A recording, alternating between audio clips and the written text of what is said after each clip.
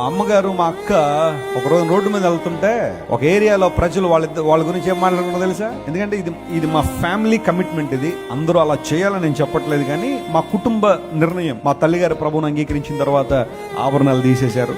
మా అక్కకు కూడా వేయలేదు. ఏదో యవన కాలంలోకి వచ్చినప్పుడు మారు మనసు పొందముందు 2-3 సార్లు సణిగింది, కానీ ఆ తర్వాత తను కూడా అర్థం చేసుకుంది, లెట్స్ కంటిన్యూ ఇన్ దాట్ అని. ఇద్దరు ఒక రోజు నడుచుకుని వెళ్తుంటే రోడ్డు మీద కొంతమంది వాళ్ళని చూసి మా అమ్మగారిని మా అక్కని ఏమన్నారు తెలుసా? వీళ్ళు చూసారా, ఓడగొట్టిన మంచం గోళ్ళలాగా ఉన్నారన్నారు. బాధే. స్త్రీలకి ఏదైనా అలాంటి మాటలు ఉన్నప్పుడు బాధగానే ఉంటుంది.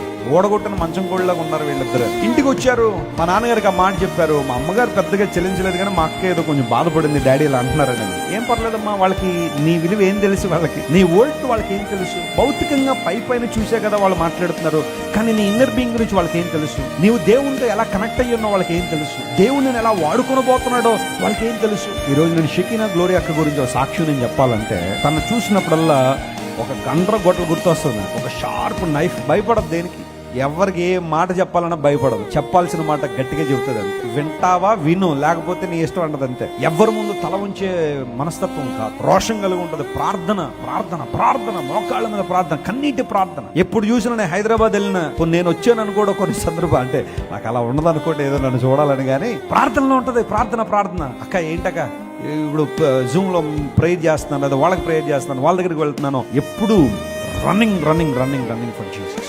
What a blessed life. కోట్ల కొలది డబ్బులున్నా, లేకపోతే కేజీల కొలది బంగారు ఆభరణాలున్నా లేని సాటిస్ఫాక్షన్ దేవుని సేవలో ఉన్న. దేవుని నామమున స్తోత్రం కలుగును గాక. కారణం ఏంటో తెలుసా?